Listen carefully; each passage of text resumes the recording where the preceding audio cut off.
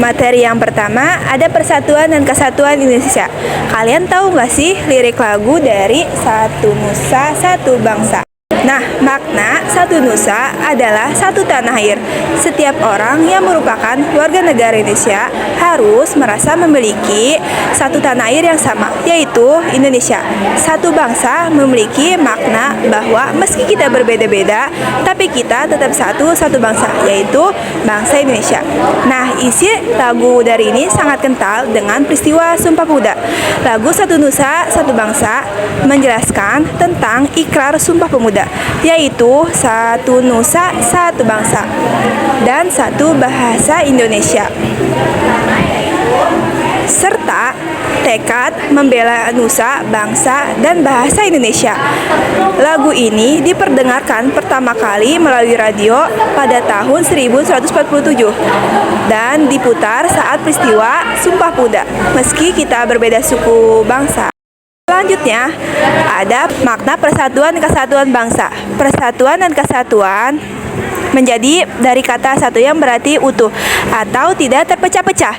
Persatuan mengandung arti bersatunya macam-macam corak yang beraneka ragam menjadi satu kebulatan yang utuh dan serasi. Persatuan Indonesia berarti persatuan bangsa yang mendiami wilayah Indonesia. Persatuan didorong untuk mencapai kehidupan yang bebas. Semangat persatuan dan persatuan terus dibina oleh seluruh bangsa Indonesia, bahkan sebelum Indonesia merdeka. Nah, ini ada tahap-tahap dalam pembinaan persatuan dan kesatuan. Pertama ada perasaan senasib. Perasaan senasib dan sepenanggungan mampu menanggungkan rasa semangat kesatuan dan persatuan. Yang kedua ada Kebangkitan Nasional 1908. Kebangkitan nasional adalah masa bangkitnya rasa dan semangat persatuan, kesatuan nasional serta kesadaran untuk memperjuangkan kemerdekaan Indonesia.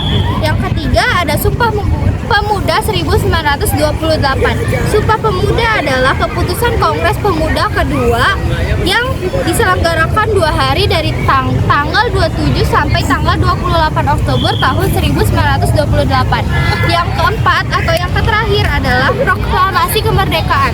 Proklamasi Kemerdekaan Indonesia merupakan puncak semangat kesatuan yang digalang seluruh rakyat Indonesia.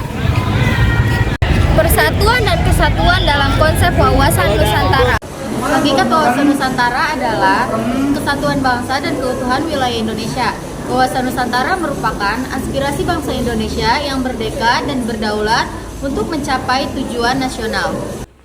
Berdasarkan konsep wawasan Nusantara, negara kita memiliki beberapa karakteristik sebagai berikut. Yang pertama yaitu wilayah kepulauan. Wilayah kepulauan yaitu wilayah yang ditaburi oleh pulau-pulau besar dan kecil. Yang kedua yaitu manunggalnya wilayah laut, daratan dengan wilayah udara. Yang ketiga yaitu wilayah laut dan perairan merupakan wilayah pokok atau pelengkap. Yang keempat yaitu wilayah perairan.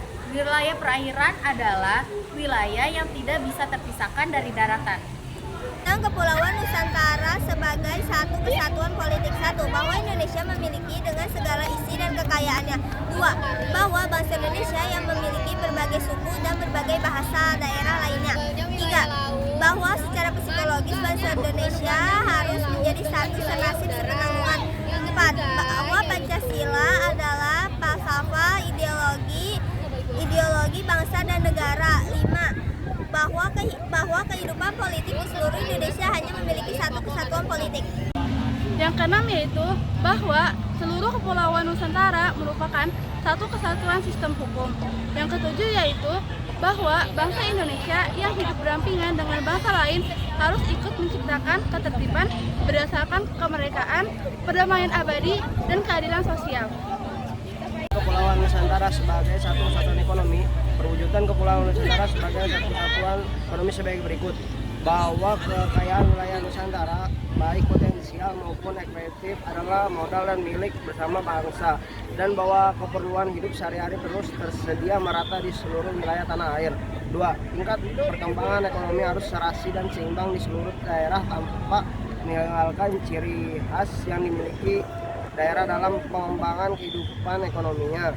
3. Kehidupan perekonomian di seluruh wilayah Nusantara merupakan satu kesatuan ekonomi yang diselenggarakan sebagai usaha bersama atas asas kekeluargaan akan ditunjukkan bagi sebesar-besar kemakmuran rakyat. Perwujudan Kepulauan Nusantara sebagai satu kesatuan pertahanan keamanan. Perwujudan Kepulauan Nusantara sebagai satu kesatuan pertahanan keamanan tercermin pada konsep berikut. 1. Ancaman terhadap satu daerah pada hakikatnya yang merupakan ancaman bagi seluruh bangsa dan negara. 2. Tiap-tiap warga negara mempunyai hak dan kewajiban yang sama dalam pembelaan negara. Sentralisasi mempunyai kelebihan pemerintah yang dijalankannya. 1. Penyelenggara pemerintah dapat menangkas pengeluaran. 2. Pemerintah pusat secara langsung dapat mengatasi semua urusan sampai ke daerah. 3. Peraturan sama semua. 4. Adanya kesadaran hukum. 5. Memberikan keseragaman dalam manajemen. 6. Pengembangan organisasi atau negara lebih terorganisasi. Sekian dari kami. Wassalamualaikum